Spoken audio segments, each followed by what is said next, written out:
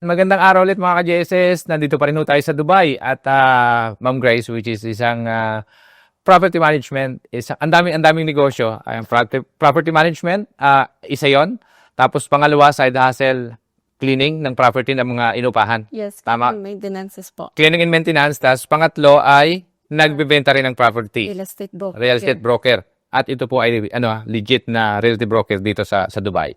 So, maraming salamat Ma'am Grace sa oras. Thank you, Sir Vic. Oo, alam kong busy ka din, di ba? So, salamat at na-appreciate namin yung pagpa-participate mo sa amin. So, gusto ko lang umpisan nito sa kwento mo sa amin yung anong naging bata, paano lumaki si Ma'am Grace, at i-share mo sa amin yung childhood experience mo.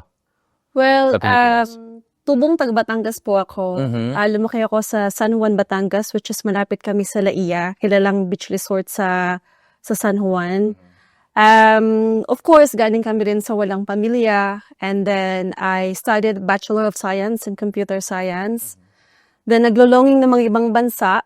First attempt was failed. Aha. And then afterwards, I decided na mag-move sa Singapore. 7 years in Singapore. And then, failed relationship. Then, I moved to another country, then to Dubai po. So, Okay. that's my journey starts. Okay, so balikan natin yung pagkabata mo. So, saan nag-aral si Ma'am Grace? Sa Batangas din? Sa Batangas din po. Batangas Eastern Academy. Okay. So, natapos mo yun. So, nung bata ka, anong pangarap ni Grace? Well, actually, pangarap ko maging isang nurse. Okay. Pero, ewan ko kung bakit hindi siya natuloy. Aha. I mean, during those time was 2000s.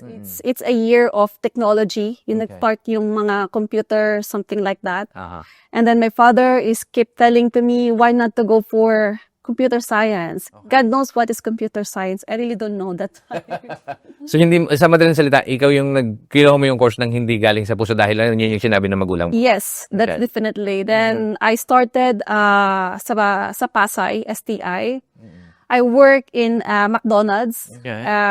First First job mo, McDonald's? Jollibee actually. Okay. Then after Jollibee, I go to McDonald's in saan ba to? Sa Pasay, sa McDonald's Pasay siya. I forgot what's the name na po kasi sobrang tagal. Hanggang sa makagraduate na ako doon. Okay. Tapos, So, sa STA ka nag-graduate? yes po. Pasay? Yes po. Okay. So, balikan natin. So, yung nag-aral ka sa Pasay, which is yun yung course na tinake mo na hindi mo gusto dahil lang yun yung sinabi ng ng parents mo na i-take mo to nak dahil papunta na dun yung maging computerized na tayo. So, dun sa pag-aaral mo at habang nag-aaral ka, pinangarap mo bang maging isang OFW o mag-abroad? Well, pag ikaw isang laki sa hirap, Mhm. ang ating palaging sinasabi o sinasabi ng magulang natin is mag-ibang bansa ka kasi nandun yung swerte. Okay. So, I remember yung tatay at ang inay ay, syempre, Batangas kami. Yeah. Ang buhay namin is hindi naman ganun Karangya. karangya. So, nakikita ko ang tatay at ang inay nagbibilad ng mga, alam niyo, nyog Mhm. na ginagawang kalibkeb. Okay. Ano yung kalibkeb sa Batangas? Kopras. Okay, okay. Okay. Yun yung ginagawa ng tatay. Nangangalakal siya ng mga prutas, dinadala sa Divisoria. Then afterwards, gumagawa din sila ng kopras. Namimili siya ng mga niyog sa Batangas, sa amin village mismo. Tapos meron kaming kalibkiban sa likod ng bahay na nagkaroon pa nga siya ng sakit dahil sa amoy ng pagkokopras. Oo. So yung time na nakita ko, nung umuwi ako sa amin, nakita ko sila, katanghali ang pipitik, ika nga sa Batanggenya, nagbibilad. Okay. Mahirap, Sabi diba? ko, of course. So sabi ko sa sarili ko, I will never gonna grow up like that. Okay. I have Okay. to change the life. Okay. Because if I'm going to have my children, Oo. well, gusto ko, Hindi na maging katulad nung Yes. inanos ng bata mo. yes, of course. Okay. So yung pagsusumikap ko na mag-aral, makatapos, kahit hindi ko alam ang ginagawa ko, sa totoo lang. Nandyan si Jollibee, nandyan si McDonald's. Okay, ginagawa ko. Tapos nung makagraduate ako, nakita ko ang inay at ang tatay nandun siya.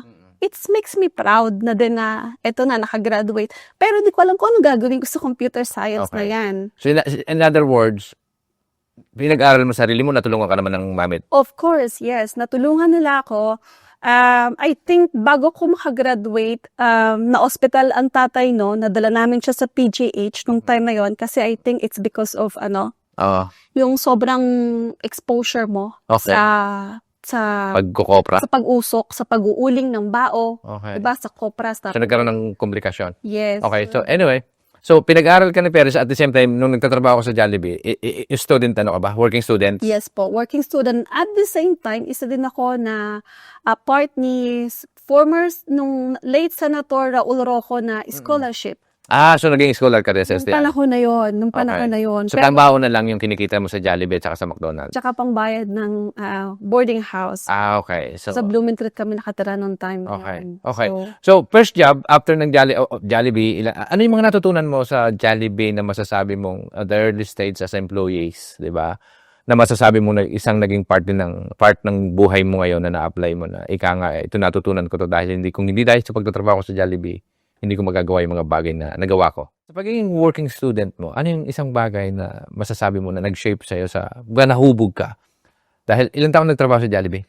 well, ang Jollibee ko po is 6 months lang. Okay, Doon ako McDonald's. talaga nagtagal sa McDonald's. So, yun. Inabot ako ng ilang taon doon. Hanggang sa makagraduate na ako. Okay. I mean, ang natutunan ko, that is my first jobs after my high school. Mhm. I mean, it's not easy to earn money. Okay. That's definitely. Mhm. Natutunan ko nung time na yon na humahabol ako sa schedule ko sa schools na kumakain ako ng pandesal na may palaman na corned beef. Yung galing pa yan siya sa kung saang store na hinahabol ko siya. Tapos papasok ako sa school. Tapos pagdating ko sa schools, para kung ulaga or Yeah. na ano nga ba yung assignment natin? Alam mo yung parang you still do not know exactly kung ano ka. Totoo. Kasi nga hindi mo alam kung paano pa i-juggle yung Jollibee schedule kasi hectic siya. Tapos yung sa school mo, sa pag-aaral. So ang hirap niya. Lahat yan, hindi madali para sa atin. Definitely po, hindi oo. talaga. So, okay, kailan dumating yung pagkakataon? So, after ng Jollibee ba nakagraduate ka na? Nagkatrabaho ka pa sa Pilipinas? Bago ka Yes po. Ano yung naging trabaho mo sa Pilipinas? Nagtrabaho po ako ng data encoder sa American Data Exchange Corp sa Ayala, Alabang. Okay. So, during those time, I think umabot ako ng mahigit 1 taon. Nagtrabaho sa kanila? Yes po. Okay. Tapos, afterwards, syempre, you still wanted more. Kasi yung kinikita mo is hindi sapat. Okay. So, sabi ng inay, bakit hindi ka pumunta sa tiyuhin mo na Okay. nasa abroad? Okay. So, tutulungan ka namin Makaalis. makaalis, Oo. hihiram tayo ng perang pambayad sa eroplano Oo. or sa visa. And no time na may boyfriend din naman ako. Okay. So, parang, okay, let's... Iwanan si boyfriend para sa kinabukasan. Well, we're all young. So, we still do not know what future leads. Okay, so sa madaling salita, Yes. nanduloy yung pag-abroad. Po. Saan bansa to? Dubai din po yun. Nag-Dubai ka? Yes, of Okay. course. Nag-Dubai din po ako. I was about 24, 25 yata ako Okay. ng panahon na yun. First job sa Dubai? Carrefour. Okay. Nagtrabaho ako sa Carrefour as a cashier. Okay. Experience mo, ilang taon tong ginawa? I think 1 taon lang siguro. Nag-isang taon ka, tapos umuwi ka ng Pilipinas? Umuwi ako ng Singapore. Singapore na? Yes. So, okay. So, umuwi ka imbis na umuwi ka sa Pilipinas, sa Singapore ka na uwi. Ako, Singaporean ba yung naging ng fiancé mo? Hindi naman. UK po siya. Dubai Okay. siya. Okay. So, unang trabaho ko sa Singapore, syempre, I got failed Okay. in Dubai. I mean, this is not the job that I really wanted to To do. Okay. collect. So, I was, So, dumating ka sa Dubai, ang experience mo, wala kang dito si tiyuhin. nandito po yung tiyuhin ko, kapatid ng inay. Okay, so nandito ka na parang sinasabi, okay, nakapag-abroad na ako, pero hindi ko naman yata gusto yung ginagawa ko. So, anong ginawa mo? Well, when I think that I did not really wanted what I'm doing, I asked my friend who is already in Singapore. Okay. So sabi ng kaibigan ko, why not to try here? Okay. Bata pa tayo. So I said, yes, why not? Mga ilang taon ka nito? Mga 2010 ako nagpunta ng Singapore. I think I was about 27, mga ganyan. Yeah. So it's still. Oo. Then in Singapore, of course, you started from zero again, from nothing. You need to find the Yeah. right job again para sa'yo. But it's fine. It's part of the journey. Okay. So natanggap ako sa Raffles College of Fashion and Design. Doon nag-start yun. Anong trabaho mo doon? Ano po ako doon as student consultant ng mga design courses. Ang galing. Interior. So, which is, walang kinalaman yun sa kurso mo. So, paano ka naging consultant ng mga design? Well, Mr. Ong Kai Ho, which is one person that I really looking up to. He's a Singaporean. He's a very good visionary. He's a director of the schools. Okay. He asked me on my final interview, Okay. how can you be an added value to Raffles? Okay. Then I say that I love talking. Uh-huh. I think my people persons Yeah. can leads me to success and bring students to your schools. Galing. This is what makes me enter to Raffles for 7 years until I become a senior consultant of Raffles. Raffles is a hotel or? No, it's a Raffles Schools. Okay, Raffles okay. College of Fashion and Design po. Okay, ang galing. So, paano na-breakthrough yun? Paano ka nakapasok doon? Yung opportunity, paano dumating? Well, I didn't know. I just blast out all my resumes sa mga job Tapos- portals. Then afterwards, I got interview with Mr. Ong Kai Ho. Sa panel niya? It's not really a panel. It's my first interview is with his HR. Okay. Tapos pangalawa isa So, kanya. job interview to? Job interview. Okay, okay. Yeah. Oh, I see. I thought that's like interview with media. No. No po, no. Okay, so job interview, nakapasok ka sa madaling salita, nag-apply ka dun sa Singapore ng trabaho from Dubai. Nandito ko pa lang nag-submit ka na ng mga resumes? O nandun ka na nun? Nandun na rin po ako. Parang Okay. it's a sugal. So pumunta ka ng Singapore from Dubai na wala kang Trabaho ulit. Back to zero ulit, ika nga. Oo. Madali ba kumuha ng visa papunta Singapore? O hindi na kailangan ng visa? Kasi Philippine passport, hindi kailangan ng visa. No, hindi na kailangan ng visa. Galing. It's just like Okay. before your 30 days Mhm. visa. Makakuha ka ng trabaho. Yes, otherwise exit and then Balik ka sa Pinas. balik sa Oh, Pinas, Dubai. exit sa Indonesia and then back again to Singapore. Okay. Para ulit diretso mo yung journey mo na makahanap ka ng Ng trabaho. I think ganun ang ginagawa ng mga halos kalamitan sa atin na nagbabaka sakali na makahanap Ng ng trabaho sa Singapore. maayos na trabaho. So, okay. So, experience natin. So, hindi na maganda yung naging experience ng Dubai, tapos napunta ng Singapore. Ano nangyari sa Singapore? I have a lot of good experiences in Singapore. I Okay. have to be very honest. It's Uh-uh. part of who I am today. Galing. So, I mean, I've been working in Singapore for 7 years. Oo. Ano yung naging trabaho mo doon? Apart na yun sinabi, naging consultant ka. Yes, student consultant. So, Okay. the Raffles School really gave me so much exposure Okay. with my skills sa pagsasalita, sa doing presentations sa iba't ibang school para ma-encourage yung mga students to come to Singapore to study in Raffles. As in, sobrang dami. Okay. So, kung bigyan mo kami ng tatlo sa mga sa dami ng natutunan mo na masasabi mo naging parte ng pagiging entrepreneur mo ngayon, di ba? So, tatlong bagay na talaga namang tumatak at masasabi mo kung hindi dahil dun sa eskwelahan na to, hindi ko malalaman itong mga bagay na ito. Ano yun? Well, first of all, you have to dream big. Okay. Kung meron kang isang dream na gusto mong ma-achieve, you have to work hard from it as well. And then when you work hard from it, you have to believe on your dream to make it happen. Kasi yan din yung sinasabi ko sa mga students when I'm encouraging them to study in Raffles. First, you are just in a high school. What kind of futures you wanted to be? If they said, I want to be an interior designer, then this is for you. I mean, this is your job when you graduated as an interior designer. If you tells me I would like to do sewing and all, then you have to go to fashion designers. Yeah. So, I mean, you cannot be in one positions kung hindi ka nangangarap. Tama. So, para sa akin is, you need to, mangarap ka kung ano yung gusto mo sa buhay. Kasi tayo, hindi lang tayo natutulong Okay. at gumigising sa umaga na wala tayong pinapangarap. Aha. Yun yung para sa Totoo. akin. At saka dapat gawa ng action siguro, number one. That's actually Mangarap ka correct. ng malaki, at the same time, You have magdasal ka din. Yes. At pangatlo, siguro, number one, magdasal para sa akin. Magdasal, mangarap, at gawan mo ng action. Yes. Number two yun. So para sa akin, napaka-importante ng nangangarap ka ng mas malaki. Kung ika nga yung kasabihang nangangarap ka na lang, huwag mo nang tipirin, di ba? Lakihan mo na. So, dito, sa tatlong ng mga bagay na na-share mo na nga, isa sa pinaka-importanting, kung nagkaroon ka man ng big challenges sa Singapore, at maaaring sabi mo, dapat hindi na lang umalis ng Dubai o hindi na lang umalis ng Pilipinas. Meron ba? Na maalala ka? Paano ba? I don't Yung think, tipong point na parang suko na dahil mabigat yung pinagdaanan, kung meron man.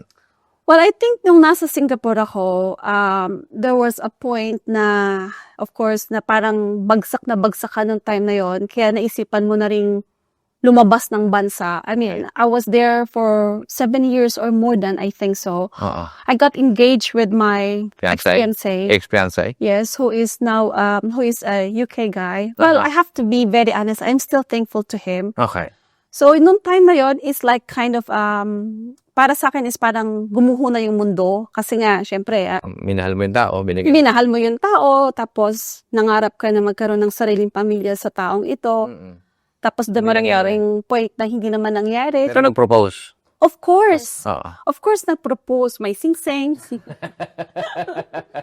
May sing-sing. Pag-usapan na rin love story dito, yung inspiring story. Sa akin na lang yung, tama, masakit ang iwanan at napangakuan na ng kasal at biglang nagbago.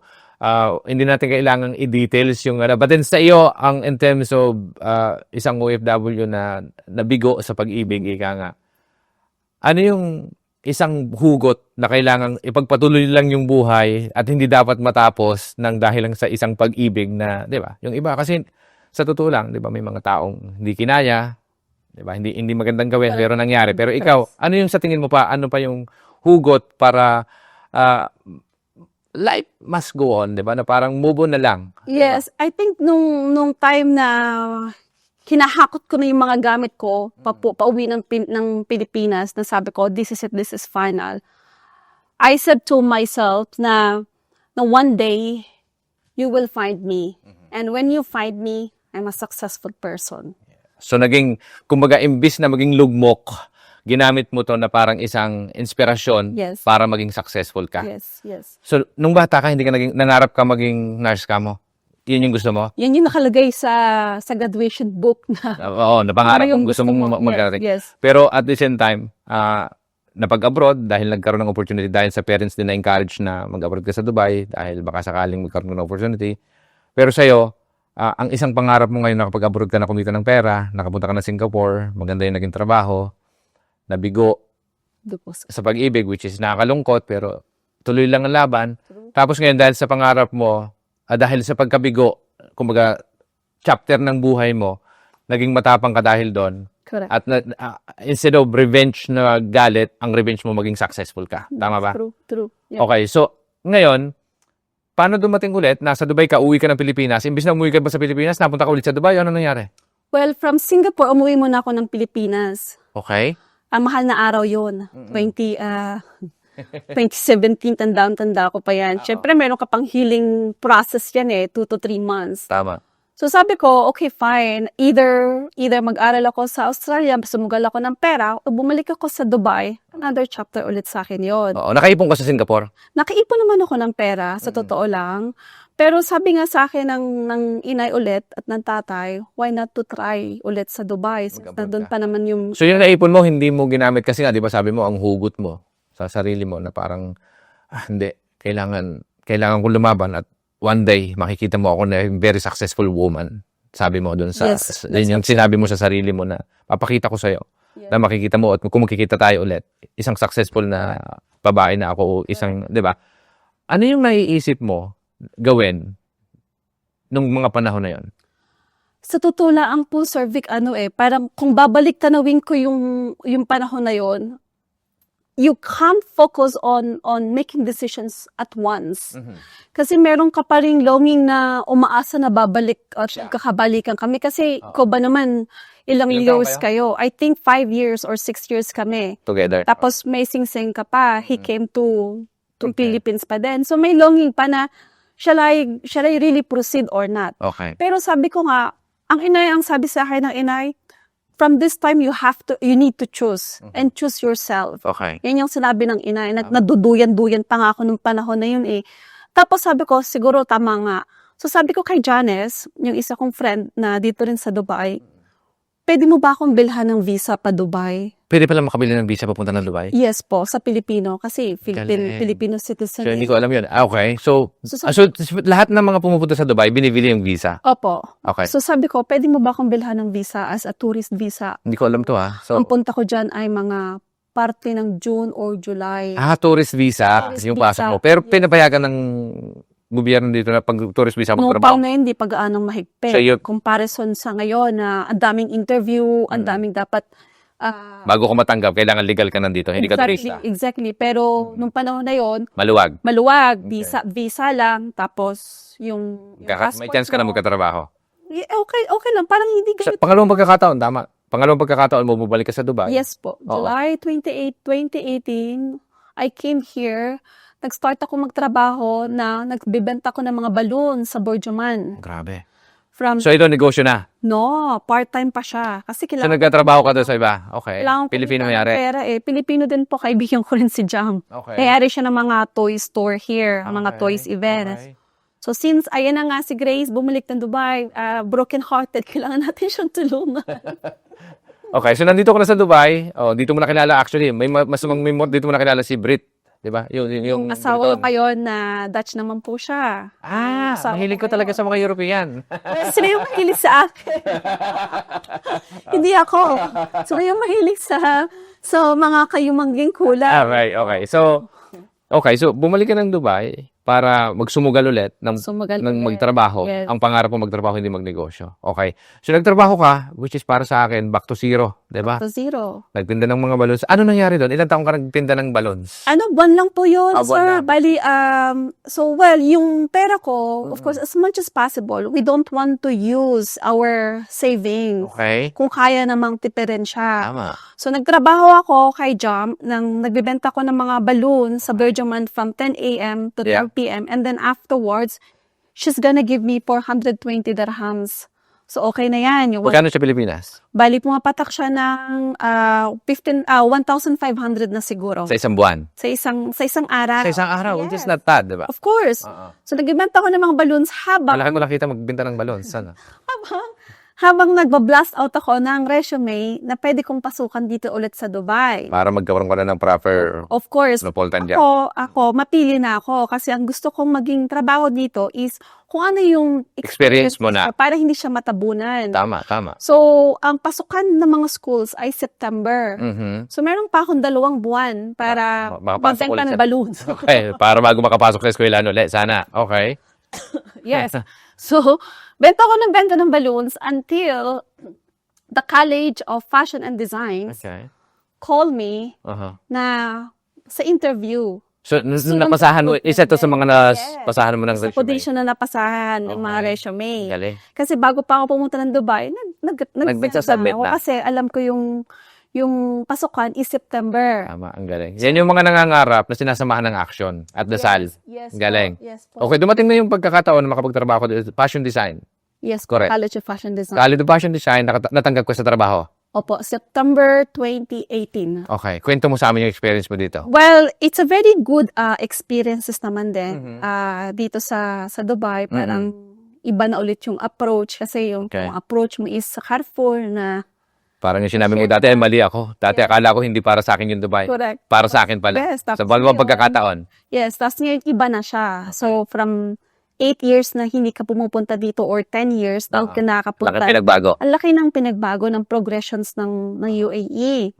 So, nung 2 years na nasa schools ako, of course, marami na rin ako nakikilala and something. Pero sa isip ko, parang I really need to do something kasi malaki yung binabayaran ko sa Pilipinas. I have a beach house in Philippines, sa Wow. Batangas. So, So, napundar mo to dahil sa Singapore? Opo. Income? Yes. So, may mga mortgages ako. Niniisip ko, paano ko, Aha. alam mo yun, yung i-divide mo yung Yeah. salary mo, tapos yung mga expenses mo, may pamilya ka pang kailangan mong Ano pa yung mga naipundar mo maliban dito?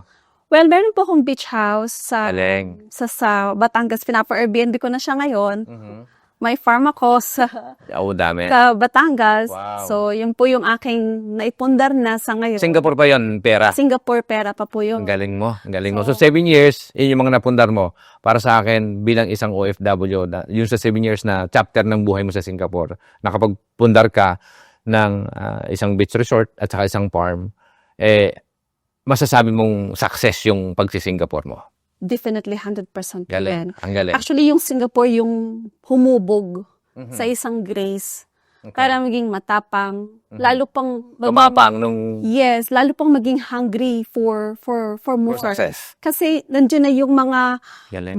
bayaran mo na mga mortgages eh. Yung parang ang nangyayari dyan is, yung liabilities mo, it will soon or eventually turn as your assets. Okay. So yun yung binabayaran ko na monthly na kailangan mong magpursige na masustain mo yon. Fully paid na ngayon?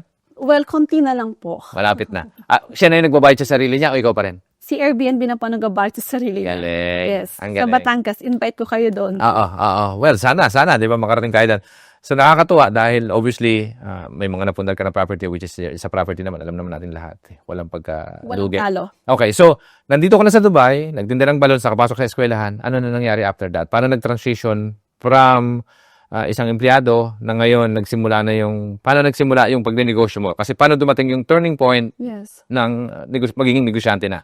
Well, pandemic po. Okay. Pandemic hits everyone. Mhm. And part ako doon sa redundancy ng pandemic. Okay, nawalan ka ng trabaho. Yes. So, one day, tumawag na lang sa akin yung HR namin na I have to say, sorry, Grace, Okay. you are terminated and we're giving you a 1-month notice. So, doon pa lang sa call na yon, when during those time there are so many uncertainties coming on kasi nga pandemic. Mahirap We na. don't know what we're gonna do. Oo. Yung para kong na-blackout, Okay. I even cried. Ipon? May that ipon time? ako noong time na yon. Okay. But still, yung fear mo na ito na naman tayo. Okay. Yeah. I really need to go back again from zero. Alam mo yung fear na yun na Kasi mauubos yung ipon ulit pag hindi Exactly. nagkaroon ng kapalit kaagad eh. And at the time, saan ako maghahanap ng trabaho during pandemic where everyone are closed down? Galing. Restaurants also closed down. Saan ako kukuha? And I have to pay my rent din sa Dubai. I was staying in JLT during those time with my friend Renaline.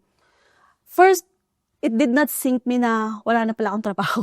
Okay. So, sa madaling salita, nawalan ka ng trabaho during pandemic, ano yung ginawa mo para magkaroon pa ng pagkakakitaan? Well, my first thing that I do, I open my laptop. Okay. I search in Google Mhm. what are the jobs for pandemic. Okay.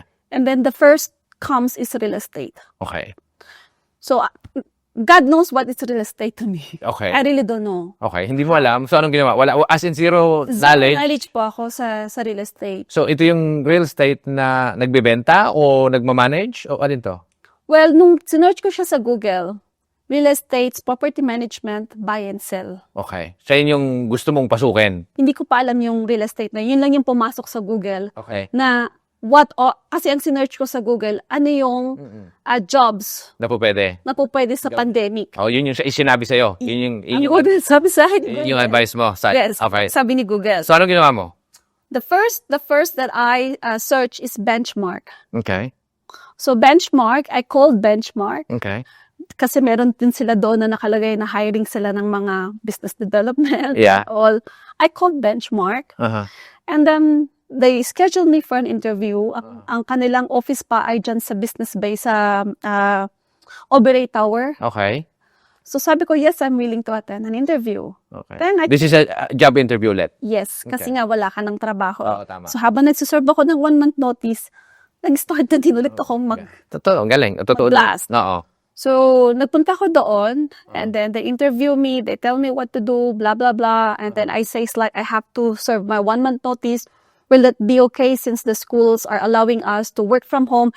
Can I just work in your office so at least I can observe and hear what the people, because I have no knowledge on this. Okay. Pambait naman si manager, and then manager said, yes, sure, anytime you can come. Okay. So, of course, why not? The next day, umupo na ako doon. Tapos nakilala ko si Frida, Uh-huh. na nagkatrabaho siya doon sa Benchmark. Pilipino to? Yes, Okay. Benchmark business development siya, Pilipina siya. Mm-mm. Inalam ko. Okay. So, because sabi ko sa sarili ko, kailangan ko matutunan kasi wala akong Alam. Hindi mo alam eh. exact. Pero interesado ka. Of course, I have to. Kasi meron ka ng property investment sa Pilipinas. Yes po, but here in Dubai, Ay, wala pa. I have no knowledge. Siya eh. So, tinuruan nila ako kung paano, blah, blah, blah. Then, they give me some kind of database. So, I Okay. never stopped calling them. Oo. I swear, in 3 months, I sold 1 unit. So, one unit ng... Icon Tower? Ikaw yung say, agent ka. As an agent o as a broker na? No, as an agent po. Okay. Pinasok sa Benchmark. Okay. So, I sold 1 unit, Icon Tower sa JLT. Okay. So, yung Benchmark, sila yung state agent na nagre-recruit ka ng... Yes, yes, Ikaw yung parte ng... yes. Yung State agent. tumatawag sa mga property owners. Aha. Do you have a properties this? Do you want to sell? Okay. We're not... Okay. So, nakabenta ka ng isang unit sa Dubai. Yes. O, magkano yun? Yes. Well, nagkaroon ako ng pera enough para mag-open ng sarili mong business. Okay. So, sa madaling salita, yung isang benta mo na pinag-aralan mo na maging nakapasok ka dahil sa tulong ba ng kababayang Pilipino? Tulong din siya ni Frida kasi Ano, si Frida, Oo. tinuturuan niya ako Tama. kung paano Makabenta. makipag-usap sa Ganun. may-ari. Oo. Sumasama siya sa akin sa pagsa-site visits, ng ganito, ganyan. So, just for the sake of para lang mas kumaga, bulk figures, magkano halaga ng unit? I think ang halaga po ng unit na yon, Icon Tower 2 bedroom, pumapatak lang siya ng 1M during pandemic time. Pera dito. Pera dito sa Oo. So, which is din, kukommission ka ng ilang percent sa 1 million? 2% po. 2%. So, pag convert yung 2% sa 1 million, magkano sa'yo? Pag kinonvert, multiply mo sa 15, so yung 10,000, pumapatak na siya ng 300,000 for 20,000 dirham. Oh, which is din 3 months, di ba? 3 months. 3 months kinita mo yon, which is din, wow. Ano yung nangyari sunod? Well, nung time na hindi pa ako nag-resign. Okay. Bakit ako mag-resign? Pero may nasa isip ka ng gagawin mo negosyo. Oo. May nasa isip na ako. Sabi ko sa sarili ko, teka lang muna, easy money pala to. Oo. So, kailangan mo lang mag-tok-tok-tok po. So, Okay. makipag-usap. Okay, galing. Pero, sabi ko sa sarili ko, kailangan kong intindihin. Kailangan kong Mas aralin. palalimin pa yung Yes. pag-alam o pag... Correct. Oo. So, itong si Gurab, yung manager, Okay.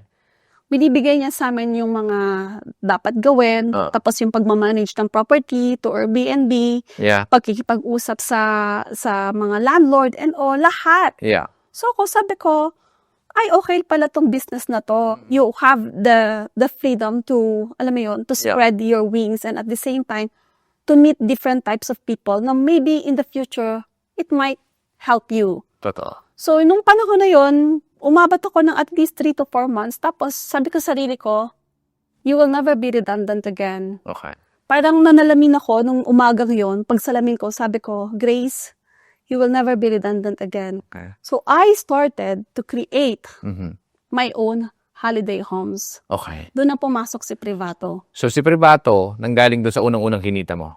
So, Part Okay. siya ng mga savings ko. oo. Na- Tapos, pero yung commission mo, yun yung pinakamalaki eh. Di ba? Una. Oo. Unang-unang pinakamalaking commission mo. So, initial investment mo para makapagtayo ka ng isang negosyo dito sa Dubai na property management, magkano initial investment? Para lang doon sa mga sakaling may gusto mag-invest o may gustong gawin na yung ginagawa mo or maaring ba? Magkano yung capital, initial investment? Well, in trade license of property management is 15,000 dirhams. Okay. Tapos, apart from 15,000 dirhams, of course, you have to pay some hidden charges. Okay.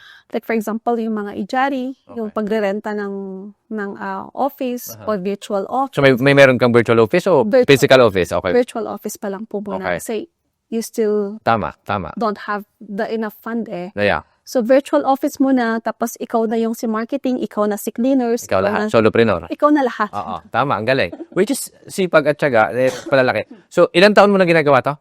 Bali, ginagawa ko siya 5 years na po siya ngayon. No, 4 years. 4 years ka na. Going to 5 years next year. Oo. So, yung nagmula sa pagtitinda ng balloons nung pangalawang pagbalik mo sa Dubai, na kumikita na magkano ulit? Sa Nung nagtinda ka na, bumalik ka ng Dubai 100 dirhams, so Per day. 15,000 pesos. per day, Yes. which is malaki na din, kung tutuusin. Kung nasa Pilipinas ka na, hindi mo naman kinikita yun. Ang laki na nun, diba, na daily rate. Pero ngayon, in 5 years time, magkano na pumapatak yung daily ni Grace? sa sobrang sipag mo, para lang makapag-inspire tayo, para lang sa inspirasyon ng iba, ay, diba, na hindi madali. Number one, hindi madali yung ginagawa mo. Super. 'Di ba? May mga challenges 'yan, alam natin lahat 'yon. Pero sa kalaman lang, not exact figures but full figure. From 15,000 pesos a day, magkano nang kinikita ni Madam Grace ngayon? Baka magpadod ako ng asawa ko. Baka hingan ka ng mas maraming pera. Well, to be honest po, for me, And dito, Braga, the reason I'm asked this question is very straightforward, to inspire people na pag sinipagan mo pala at mas gusto, dahil para sa akin, bilang isang OFW na hindi naman natatapos dapat dun sa kung ano man yung karerang pinasok mo sa pag-abroad mo, dapat hindi matapos doon yung karera ng pagtatrabaho. True po. 'Di ba? Ang daming opportunity, hanapin mo lang kung ano yung gusto mo talagang gawin. absolutely po, tama yun. So sa akin, gusto ko lang again Pangalawang tanong, kung makukulitan ka na, not exact figures, but just give us 7 figures na ba, 6 figures, whatever. Well, kung sa peso po ba or sa... Peso na lang para mas madaling maintindihan ng lahat ng mga nanood sa mga taga-UK makapag-resonate. Para sa akin po, like for example, sabihin na natin yung kinikita na lang muna ni Privato Holiday Homes. Pwede nating sabihin yung Daily. Privato cleaning and technical services and renovations because my main focus is literally on property management. So, ang kinikita niya na is monthly, we generated for 70,000 dirhams. 70,000 monthly. Yes, monthly po. Less Which is in pesos, magkano yan? Times 15? Times 15 po. Magkano yon?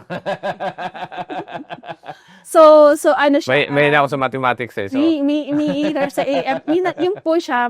so isa pa lang yon sa part ng ginagawa mo. Wala pa yung cleaning services and wala pa yung other services na ginagawa mo doon. Ang galing. Alis na dun yung mga expenses namin sa mga properties. Wow. Yes. Sobra. Ano na yung mga achievement ni Madam Grace? Bukod sa nakabili ng resort sa Batangas, may ano pa ba yung isang investment mo sa Batangas? Mayroon kang House po. farmhouse. Oo. Ano pa yung mga na-achieve mo na dito sa pagnenegosyo mo ng pagmamanage ng property management? Well, yung achievement ko po is tumutulong ako sa mga kapwa natin Filipinos, especially doon sa mga walang trabaho. Okay.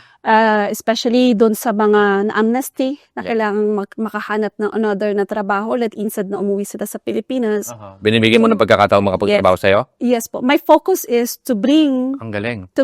Filipinos, staffing Filipinos, yun yung aking main, Na- bago tayo kumuha ng ibang lahi. Although, it needs to mix with other nationalities. Of course. But, since I am a Filipino owner, my Priority. priority is my own Filipinos. Wow. So, ang yung ganda ng ginagawa yung mo. mga staff ko, So, para lang doon sa kaalaman, di ba? So, mga kapanood nito is, sana mga taga-Dubai, support naman So, sa mga kapanood ng mga taga-Dubai, doon sa sinasabi mo ngayon, napakagandang ginagawa mo na tumulong sa ating mga kababayang Pilipino dito sa Dubai. So, ano yung mga pwede mong matulungan? Ito na lang, baka ito yung pagkakataon na maging tulay sana ng mga nangangailangan trabaho na lapitan ka at matulungan mo sila.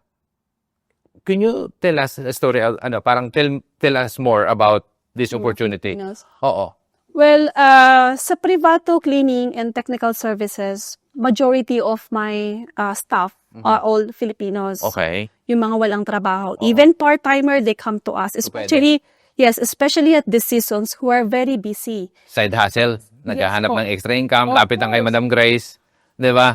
Pwede naman po yan. I mean, we are open. Okay. Kasi nga, syempre, mga naglilinis kami ng mga apartments, especially sa mga holiday homes companies then Sipag mo, We ito do siya, that. Tina. We do that. Naglilinis ka pa ba hanggang ngayon? There one time, ako at yung husband ko naglinis, kumatok kami sa apartment because I never checked the schedule that I didn't know that it's fully booked. Oo. But the clients needs a cleaners. Yeah. So sabi ko kay Nangy, can you give me my uniform? Yeah. And I will come to clean the apartment along with Hidi, my husband. Okay. So we knock on the door, and then we brought the bucket, we bring those vacuum, Galing. we clean the balcony, we clean the living area.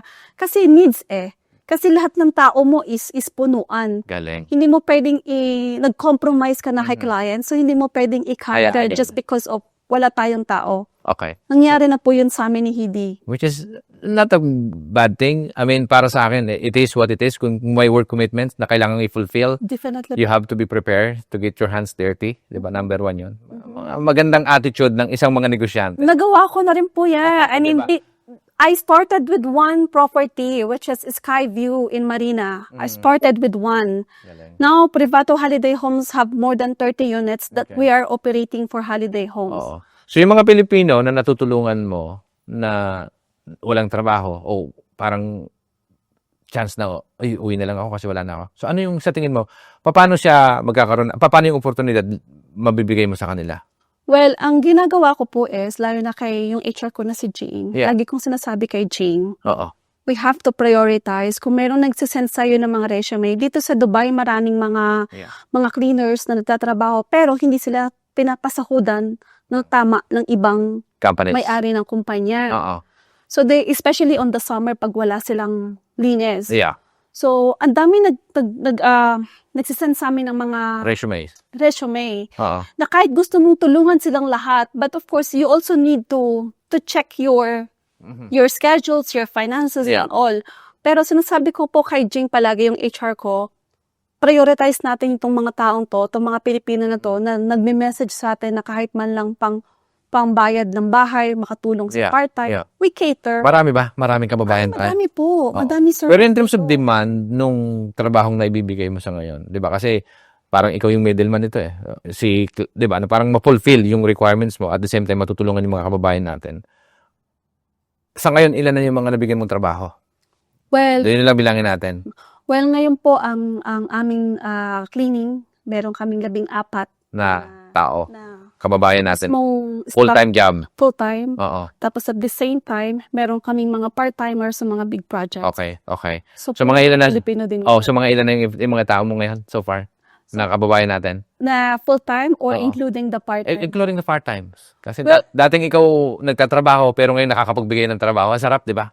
Very fulfillment po yan. Yeah. So ilan na yung empleyado? O nabigyan ng trabaho nila? Huwag Well- namang empleyado. Well, yung mga nabigyan na rin namin ng trabaho, marami-rami na rin. Siguro mga nasa 20. Galing. Although they are not constantly coming to us for part-time, they're only coming to us kapag kakailangan namin sila, nasa 20 mahigit na din po naman sila. Galing. Ganda. Yes. Ganda. Rolling din lang siya. Okay. So napakaganda nun. So ngayon, Ma'am Grace, sa dami ng gusto mo pang gawin, ano yung nakikita mo in the next 5 years time para sa yung negosyo? Ano gusto mong gawin? Well, when I was in Turkey, Istanbul last November 6, kaharating ko lang din po, I attended Women Business Summit, empowering all women across the globe. Okay. I was inspired by the delegates of Jordanian women. Mhm. She's so powerful when they give speech. Okay.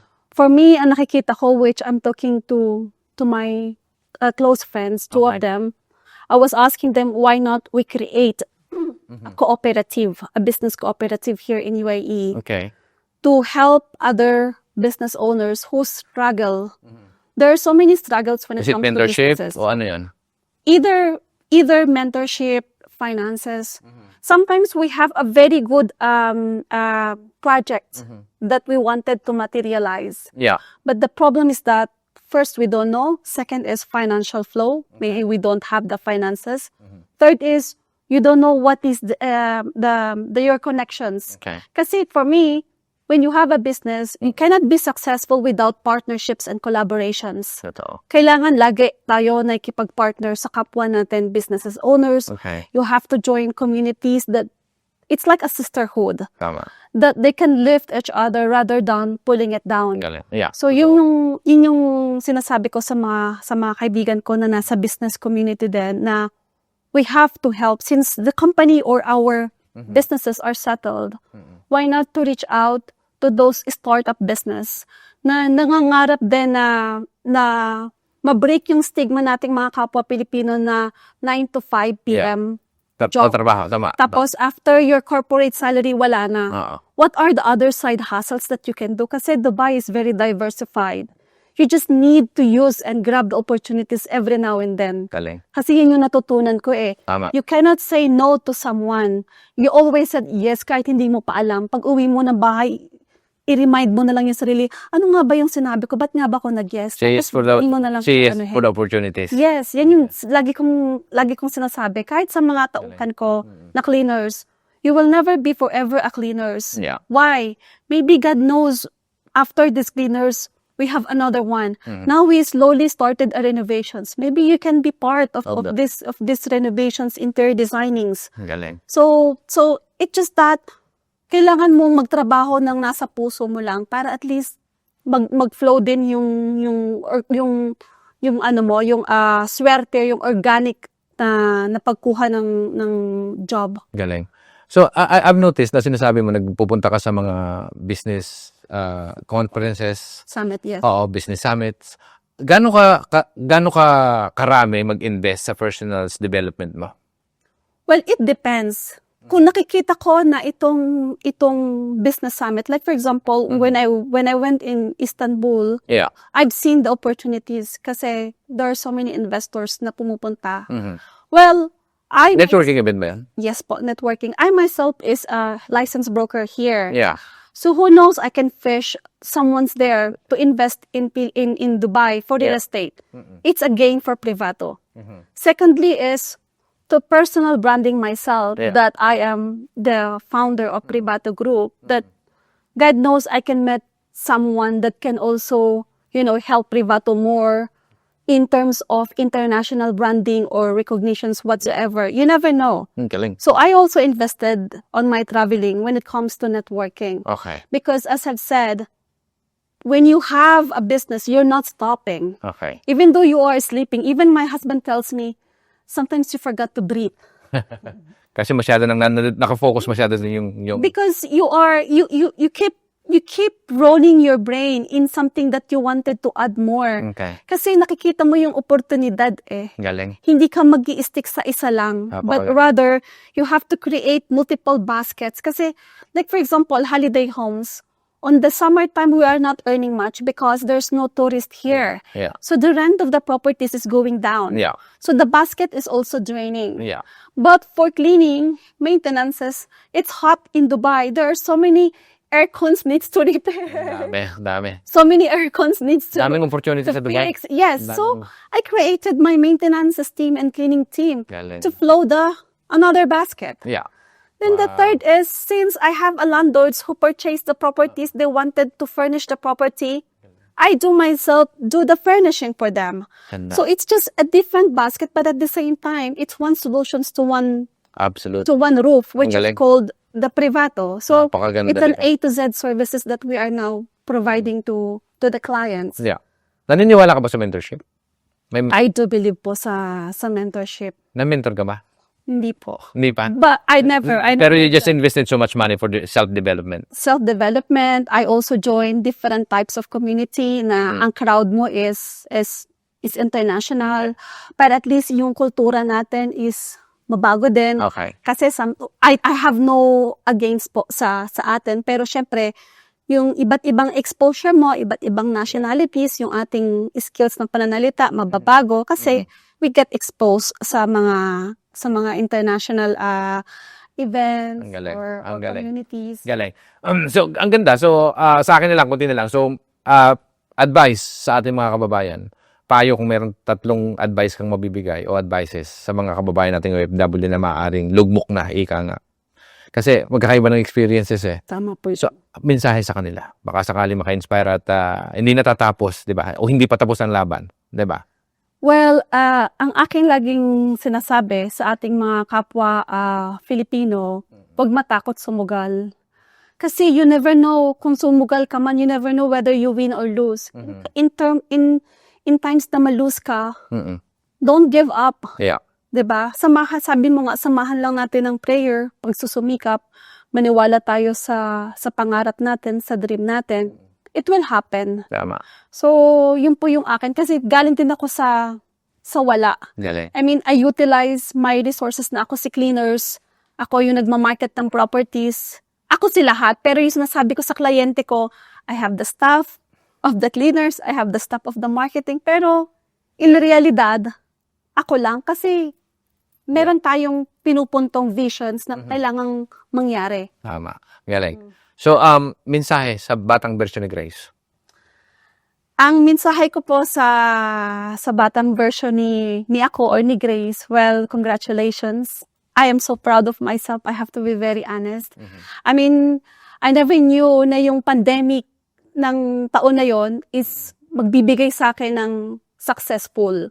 I mean, on that kind of uncertainties, it turns into a great futures. Ang galing. Na until now, I savor this kind of success. Wow.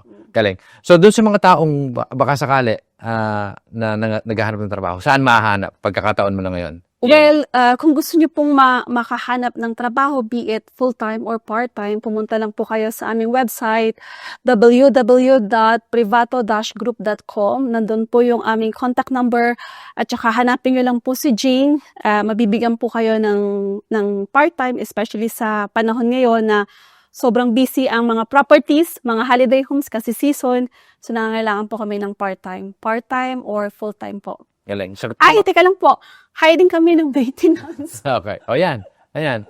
So, maintenance. Ano pa? So, maintenance, cleaners, di ba? Sa panahon po ngayon ay si Jing ay hiring ng AC technicians, Aha. parang NEP. Okay. Mechanical, electrical, and plumbing. Yan po Okay. yung aming major hiring sa ngayon. Ano yung advantage ng mga kababayan natin mag-a-apply sa'yo? Sabi mo nga kanina, narinig ko sa'yo, nabanggit mo na yung iba, na ibang companies, na mga, lalo yung mga kababayan natin na nagkakaroon ng trabaho, nabibigyan ng opportunity magtrabaho, pero hindi nabibigyan ng sapat na sweldo. Dito ba mapapangako mo na susweldo kayo ng tama at parehas? Ay, yan ang pinaka-proud ko Okay. sa buong staff ng Privato. Mhm. When they started to work in Privato, they never experiences a delayed salary because I know na lahat po tayo ay mayroong responsibilidad sa atin sa Pilipinas.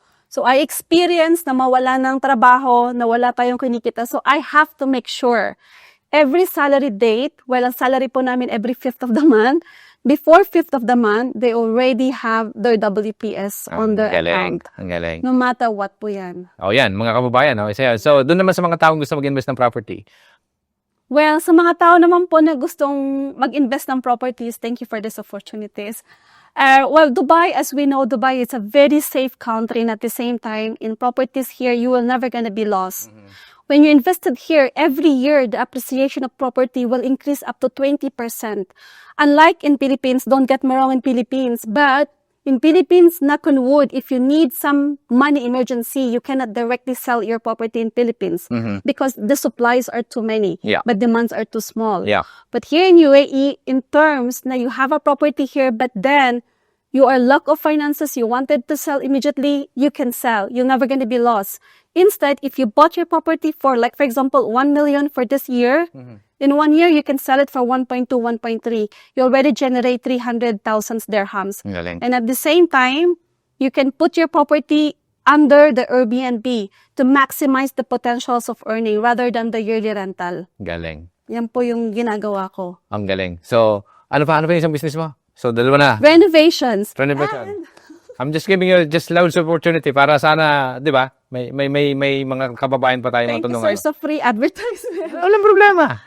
This is what we do is for, di ba? And also, if you also want to flip your properties, that's why Privato are here.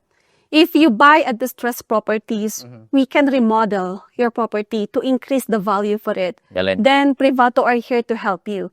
If you have some problem in finances, like for example, to renovate your properties or to remodel it, we can create the budget friendly for those people who have no much finances or budget in remodeling the properties. Ang galing.